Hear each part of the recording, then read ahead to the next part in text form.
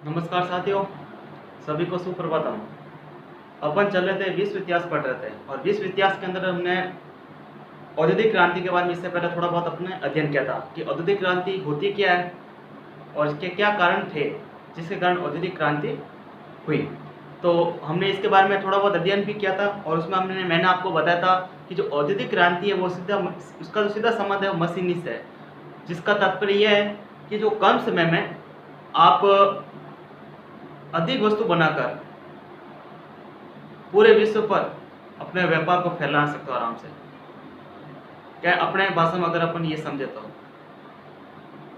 तो उस समय जो हम अपना 18वीं सदी की बात करें, उस समय जो ब्रिटेन था वो विश्व में उसका जो शासन था औपनिवेशिक, वो सर्वाधिक विस्तार था और उन्होंने ये जो इंग्लैंड में ही सर्वप्रथम की हुई थी औद्योगिक क्रांति की शुरुआत हुई, सर्वप्रथम वहाँ पर की हुई। इसके कारण भी हमने पढ़े थे।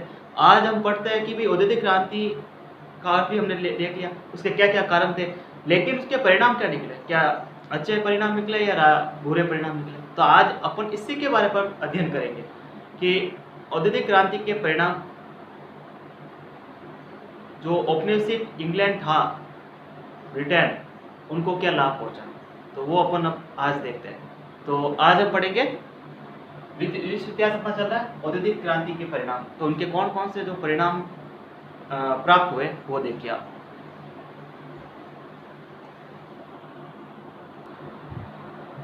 अब आप आगे देखिए, तो औद्योगिकरण अपने हो चुके थे, अब अपन चल रहे हैं औद्योगिक परिणाम। तो अब इसके परिणाम स्वरूप कौन से आपको थोड़ा मतलब इससे हानि भी हुई या लाभ भी हुआ, दोनों उसमें पॉइंट है या नहीं है, वो अपन परिणाम देखते हैं कि जो औद्योगिक क्रांति के फलस्वरूप इसके क्या परिणाम निकले। तो सबसे पहला जो अपन परिणाम पढ़ते हैं वो है आर्थिक परिणाम। आर्थिक अपन जब बात करें तो अपन पैसों से बात कर सकते हैं कि आपने कितना कमाया, कितना खर्च किया या आपको नुकसान हुआ, वो एक आर्थिक चीज होती है, आर्थिक उससे संबंधित है। तो अब आर्थिक अगर अपन कारण की बात करें तो इसमें देखो मैंने आपको 4-5 पॉइंट बताए, जिसमें से देखो पहला पॉइंट क्या है कि इसमें नगरों का विकास बहुत ज्यादा हुआ है। अब आप सबको पता है कि जो हमने कारण पढ़े थे कि जो छोटे या घरों के अंदर जो उद्योग मतलब पहले लोग काम किया करते थे, वो सीधे क्या हो गए, अधिक मात्रा में वस्तु का उत्पादन करने के लिए फिर अपने घरों के उद्योग को छोड़कर बाहर बड़े उद्योग का विस्तार किया और वहां पर मशीनरी के माध्यम से उन्होंने वस्तु बनाने लगी। तो ठीक उसी प्रकार गांवों की अपेक्षा यानी गांवों में अपेक्षा नगरों का ज्यादा विकास होने लगा, यानी नगरों का विस्तार होने लगा। एक तो इसका ये परिणाम निकला। दूसरा था जो कुटीर उद्योग थे, प्राचीन समय में हमारे यहाँ कुटीर उद्योग बहुत ज्यादा प्रचलित है, सब हाथों से चीज बनाई जाती थी, उनका क्या हो गया, विनाश हो गया। उसके अलावा औद्योगिक पूंजीवाद का विकास हुआ, इसमें पूंजी का ज्यादा प्रयोग किया जाने लगा। कारण मैंने पढ़ा था कि ज्यादा पैसा आने के कारण फिर बैंकों का विकास होने लगा धीरे धीरे। तो औद्योगिक पूंजीवाद का विकास हुआ और राष्ट्रीय बाजारों को, ध्यान रखना, राष्ट्रीय देश स्तर पर चलने वाले जो बाजार होते हैं, उन बाजारों को राज्यों द्वारा, जो राज्य थे उनको राज्यों द्वारा क्या मिला, इनको संरक्षण प्राप्त हुआ। उसके अलावा आर्थिक संतुलन बिगड़ गया देश का या विश्व की अपन बात करें तो इसमें कुछ प्लस पॉइंट भी और कुछ माइनस पॉइंट भी चल रहे हैं। तो ये थे अपने आर्थिक परिणाम। अब आर्थिक परिणाम के अलावा उसके अलावा देखो अपन पढ़ते हैं राजनीतिक परिणाम। अब इसमें पॉलिटिक्स भी चल रही। अब पॉलिटिक्स के माध्यम से अगर अपन समझे कि इसके क्या परिणाम, सबसे पहले लोकतंत्र की मांग बढ़ी। लोकतंत्र वैसे आप इसके बारे में जानते हो कि जनता के लिए, जनता के द्वारा, वो शासन लोकतंत्र कहलाता है। अब इसमें लोकतंत्र की मांग बढ़ी। दूसरा पॉइंट, जो मध्यम वर्ग में राजनीति महत्वाकांक्षाओं का उदय हुआ। जो बीच वाले जो लोग, मध्यम वर्ग के जो लोग हैं, उनके अंदर राजनीति के अंदर अपनी महत्वाकांक्षाओं का मतलब उनकी महत्वाकांक्षाओं का क्या होने लगा, उदय होने लगा। ध्यान रखना। तीसरा पॉइंट है औद्योगिक प्रतिस्पर्धा शुरू हुई। ये बात आप सभी समझते हो कि हर व्यक्ति ज्यादा से ज्यादा कमाने के लिए क्या करता है, दूसरे व्यापारियों के साथ या उनके पास जो वस्तुएं होती है उससे अच्छी वस्तुएं वो लाकर बेचना चाहता है ताकि उनकी वस्तु ज़्यादा से ज़्यादा बिके और सभी लोग उन्हीं की तरफ आकर्षित हो। तो इससे धीरे धीरे क्या होने लगा, इनके बाजारों के बीच में भी क्या होने लगी, प्रतिस्पर्धा। हर व्यक्ति चाहता है कि मैं सबसे आगे बढ़ूं, वो वाली बात होती है। उसके अलावा पूंजीपतियों के शोषण से मुक्ति पाने के लिए, पूंजीपति जिनके पास बहुत सारे पैसे होते हैं, कामकाज होते हैं, और उनके फैक्ट्रियों में या कारखानों में जो लोग काम करते हैं, श्रमिक, उनके ऊपर ये पूंजीपति बहुत ज़्यादा शोषण करता है। तो उन शोषणों से मुक्ति पाने के लिए श्रमिक सारे क्या हो गए, संगठित हुए और उन्होंने श्रमिक आंदोलन, जिससे कि कौन सा आंदोलन शुरू हुआ, श्रमिक आंदोलन शुरू हुआ शोषण से मुक्ति पाने के लिए। तो ये थे एक तो आर्थिक परिणाम और दूसरा था आपके राजनीतिक परिणाम। तीसरा जो परिणाम पड़ता है अपन सामाजिक परिणाम। अब सामाजिक, इन समाज में इसके क्या अच्छे या दुष्परिणाम निकले वो देखिए आप, सामाजिक परिणाम। तो ये आप इस बार एक बार इसका स्क्रीनशॉट खींच लीजिए।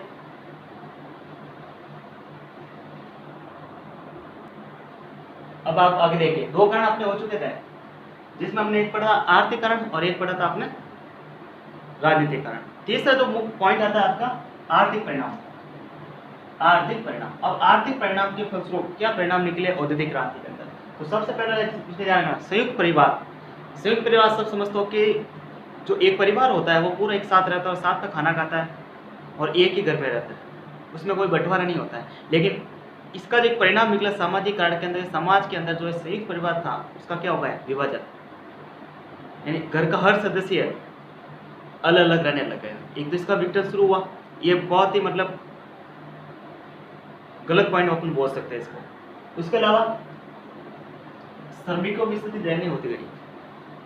औद्योगिक क्रांति का सीधा प्रभाव हमने शुरू में पढ़ा था कि मशीनी युग। अब मशीनी का युग का मतलब ये तात्पर्य है कि सारा जो काम करेगा इसमें व्यक्तियों की आवश्यकता नहीं पड़ेगी, नहीं श्रमिकों की आवश्यकता नहीं पड़ेगी, जिससे सारा काम मशीनों से हो जाएगा। तो फिर रोजगार श्रमिकों को मिल नहीं पाएगा, तो स्थिति क्या हो जाएगी, और दयनीय हो जाएगी और ज़्यादा गरीब हो जाएंगे। तो उनको 2 वक्त की रोटी भी टाइम पर नहीं मिल पाएगी, इसलिए इनकी स्थिति क्या हो गई, दयनीय हो गई। नए सामाजिक वर्गों का उदय हुआ इसमें, और संयुक्त परिवार का विघटन हुआ, और नई संस्कृति का जन्म। ध्यान रखना, जिसको अपन बोल सकते हैं पाश्चात्य, जो बाहर की संस्कृति जो पहनावा है, जैसे अपन भारत देश की अपन बात करें तो अभी अगर अपन विश्व की बात करें तो सब जगह यही संस्कृति चल रही है, पाश्चात्य संस्कृति। भारत के अंदर ये इसने उग्र रूप ले लिया, जो हमारी जो संस्कृति जान पहचान वो भी रही नहीं है। तो नई संस्कृति का भी प्रभाव इसमें इफेक्ट पड़ा है। मानवीय संबंधों में गिरावट आई। अब सबको पता है कि प्रतिस्पर्धा आती है, लोग कमाने के लिए, एक दूसरे के आगे बढ़ने के लिए। जो पहले मानव एक साथ रहकर सारा काम एक साथ करते थे, अब उनके अंदर भी क्या है, संबंधों में लचकता आ गई, गिरावट आ गई। हर एक व्यक्ति चाहता है कि मैं उससे आगे बढ़ूँ, ये मेरे से आगे बढ़ना नहीं चाहिए, तो वो वाली चीज, मतलब इसमें हानिकारक बहुत सारे पॉइंट आए। उसके अलावा अब शहरों के अंदर, अब आपको पता है कि गाँव में इतने काम काज रहे नहीं, उद्योग धंधे कुटीर जो भी थे वो सारे चौपट हो गए। तो सारे लोग गांव के जो शहर है, गांव के जो लोग हैं वो सीधे शहरों की ओर प्लान हो गए, और शहरों के प्लान होने के कारण अब ऊपर से वो इतने गरीब है कि उनको 2 वक्त की रोटी वो मतलब खा नहीं सकते, तो वो कमरा किराया कैसे लेंगे। तो वो जहाँ जगह मिलती थी वहाँ पर अपनी झोपड़ियाँ बना कर रहने लगे। इससे गंदगी बहुत ज़्यादा फैलने लग गई, तो ये भी एक इसका एक मतलब कारण है। तो मजदूरों की संख्या बढ़ने से गंदी वस्तुओं का क्या होने लगा, समस्या होगा। तो एक बार वापस देखिए, सामाजिक वर्गों का उदय हुआ इसमें पहला पॉइंट। दूसरा, श्रमिक की स्थिति दयनीय हो गई, संयुक्त परिवार प्रथा का विभाजन हुआ, नई संस्कृति का जन्म हुआ, मानवीय संबंधों में गिरावट आई, और शहरों में जो मजदूरों की संख्या बढ़ने के कारण गंदी बस्तियों की समस्या उत्पन्न हो गई। तो ये हमने आज जो पढ़ा है औद्योगिक क्रांति के परिणाम। तो आपका इसका जो अर्थ वो मैंने आपको बताया, कारण क्या क्या थे और इसमें जो इसके परिणाम निकले वो कौन कौन से थे वो आपने पढ़े। अब आगे देखिए अपन नेक्स्ट, इसका एक आप स्क्रीनशॉट लीजिए।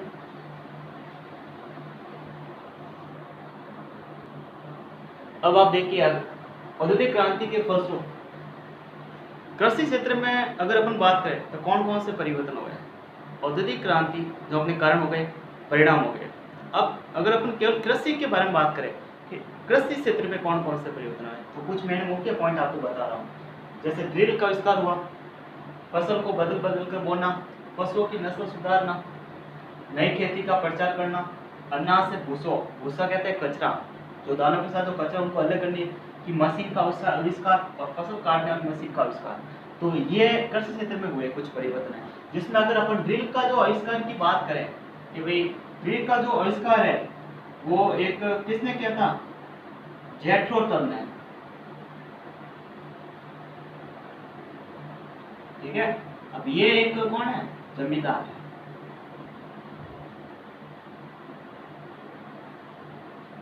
ड्रिल, अब ड्रिल का आप सबको पता है ये एक मशीन है जो ट्रैक्टर के पीछे लगाई जाती है, उसके माध्यम से बीज को खेतों के अंदर बोया जाता है। अब ड्रिल के अंदर जो पाइप लगे होते हैं वो समान दूरी में होता है, तो सारे जो बीज है ना वो समान दूरी पे गिरते ताकि फसल बराबर दिखे खेत के अंदर। दूसरी ये जमीन के अंदर आसानी से इनके जो मुंह है वो थोड़े गहराई में जाते हैं ताकि बीज है ना बाहर ऊपर की ओर नहीं रहे, वो सीधे जमीन की तरफ अंदर रहे। अगर ऊपर रहते हैं तो क्या कुछ पानी के ऊपर पानी ज़्यादा रहेगा ऊपर रहने लगता है, या पक्षियों द्वारा खा लिया जाता है, जिससे अधिक मात्रा में उत्पादन नहीं हो पाता है फसल का, इसलिए ड्रिल का आविष्कार हुआ। तो इसमें ये सिस्टम होता है, ठीक है। और इसका आविष्कार जो किसने किया था, एक जमींदार था जैक रोटर, उसने ड्रिल का आविष्कार किया। अब आगे देखिए आप फसलों को बदल बदल कर बोना। अब देखो एक और जमींदार है टाउनसेंड, ध्यान रखना,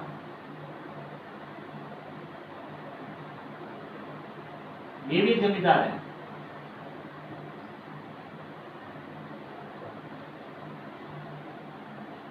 ठीक है, अंग्रेज।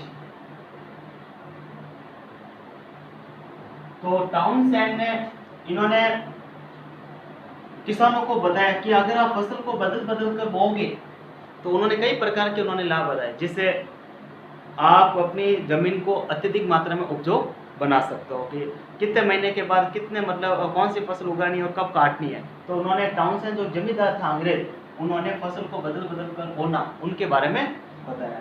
अगर अपन अगली बात करें पशुओं की नस्ल को सुधारना, अब ध्यान रखना, पशुओं की नस्ल को सुधारना, रॉबर्ट बैकमैन, ध्यान रखना।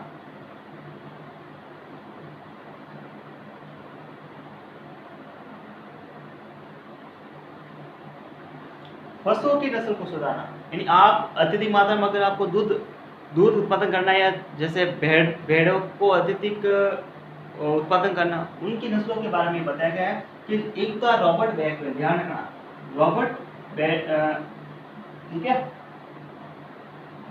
1770 की बात है, तो उन्होंने ये, ठीक है। तो पशुओं की नस्ल को सुधारना ये रॉबर्ट बैकमैन ने बताया, सब सन 1770 के अंदर। तो खेती के साथ साथ पशुओं को पालने के बारे में भी उन्होंने बताया था। नई खेती का प्रचार, जो जब अधिक किसान थे पैसे वाले, तो उनके पास जो छोटे छोटे खेत है, उन छोटे छोटे खेतों को एक साथ मिलाकर बड़े खेतों के रूप में बदल दिया। उसके अलावा अनाज से भूसों से अलग करने की मशीन का भी आविष्कार हुआ, साइरस, ठीक है, साइरस ने किया था इसका आविष्कार, साइरस नामक वैज्ञानिक ने किया था 1834, ध्यान रखना 1834 के अंदर साइरस ने।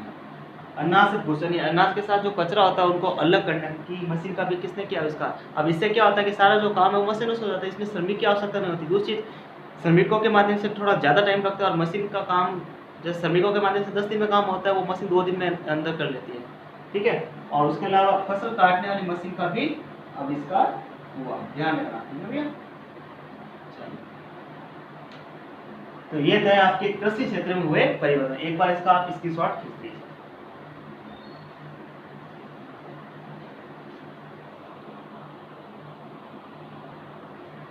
अब आप देखिए आगे सबसे मोस्ट और इम्पोर्टेंट, अगर अपन बात करें इस प्रश्न की, सबसे पहले चीज ये बहुत इंपॉर्टेंट है, युवा इटली का निर्माण। ये आपका एक सवाल बनता है, बोर्ड राजस्थान माध्यमिक शिक्षा बोर्ड कक्षा 10वीं, ये आपका एक इंपॉर्टेंट सवाल बनता है। विश्व इतिहास, अपन विश्व का इतिहास चल रहा है, उसमें अपन ने औद्योगिक क्रांति पढ़ ली थी। अब उसके बाद अपन पढ़ रहे हैं युवा इटली का निर्माण।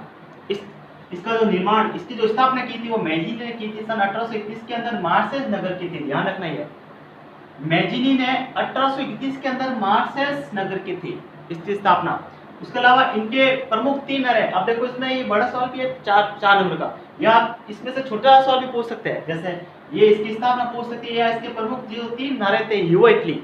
युवा इटली का मतलब इटली का जो पूरा जो अब हाथ में देना है वो नए लड़कों को देना है। अब इनके देखो 3 नारे कौन कौन से थे, ईश्वर पर विश्वास करो, भगवान पर, सभी भाई यानी मिलजुल कर साथ रहे, एक साथ मिलाओ, और इटली को मुक्त करो। ये इनके 3 प्रमुख कारण थे, मतलब नारे थे। सॉरी, इंपॉर्टेंट सवाल बनता है, छोटा भी आ सकता है, बड़ा सवाल है पूरा पूछ सकता है, इसलिए मैंने पहले आपको बता दिया इंपॉर्टेंट सवाल है आपका। तो इसके 3 नारे कौन कौन से, ईश्वर पर विश्वास रखे, सभी भाइयों को एक साथ मिलाओ और इटली को मुक्त करो।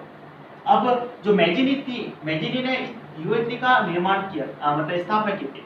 उनका एक कथन था, मतलब कहना था कि अगर समाज में क्रांति लानी है, जिस समाज में अपन सभी लोग रह रहे हैं, तो उसका जो नेतृत्व है वो नए लड़कों को दो, यानी नव युवकों के हाथ में होनी चाहिए, उनको दे दो, ताकि, और आप सबको पता है कि उनके अंदर एक नई चेतना जगी हुई होती है, मस्तिष्क फ्रेश रहता है, हर चीज़ से मतलब दिमाग तेज चलता है, तो उनके हृदय में क्या छुपी हुई है, बहुत ज़्यादा असीम शक्ति छुपी हुई है। युवा इटली ने इटली वासियों के अंदर अपने देश के प्रति, किसी के प्रति लड़ना है जो हमारे देश को मतलब खतरे में डालता है, उनके प्रति संघर्ष, अपने आप को त्याग करना, बलिदान और स्वतंत्रता की बात में उत्पन्न कर दी युवा इटली के हाथों में जब इसकी बात आई। तो ये थी युवा इटली के निर्माण के बारे में अपने बात की। तो ये मैं पहले बताया था, बहुत इंपॉर्टेंट है। दूसरी प्रमुख बात, आपके एग्जाम कक्षा 10वीं और 12th बोर्ड के 18 तारीख से है, और जो हिंदी साहित्य के जो स्टूडेंट्स हैं उनके जो एग्जाम शायद 25 जून को है, बाकी कक्षा 10वीं 29 जून को आपका सामाजिक विज्ञान का परीक्षा होगी और 30 जून को आपके गणित का एग्जाम होगा। तो आप कंटिन्यू अपनी तैयारी जारी रखें। कोई भी आपको अगर समस्या है, कमेंट बॉक्स में आप अपना जो भी सवाल पूछना चाहते हो आप कमेंट करें, और तैयारी एक साथ कीजिए। और आपके प्रश्न पत्र भी अपलोड कर दिए गए माध्यमिक शिक्षा बोर्ड की साइट पर। तो अब आपके पास समय भी बहुत ज़्यादा कम बचा है, इसलिए आप तैयारी जारी रखें। जैसे सरकारी गाइडलाइन जारी होती है, अपन कोचिंग वापस शुरू करता है। थैंक यू, धन्यवाद। आज के लिए इतना ही, बाकी की क्लास नेक्स्ट वीडियो में अपन करेंगे। इसका एक बार आप स्क्रीनशॉट लीजिए।